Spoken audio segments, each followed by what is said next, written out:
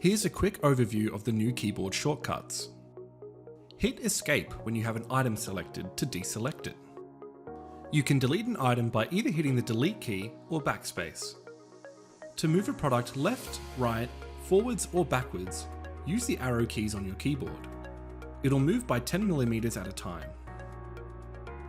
To move it by larger 100mm increments, hold Ctrl while using the arrow keys.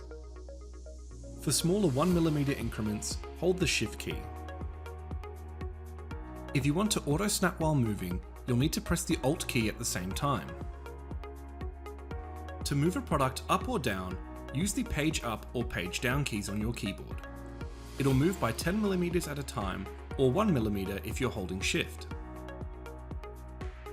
For all other adjustments, you can click on the product elevation height and set the distance from floor value to whatever you need it to be.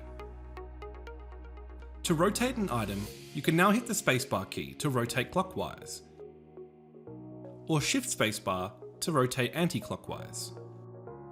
To view these shortcuts at any point, simply click the keyboard icon on the bottom right of your screen.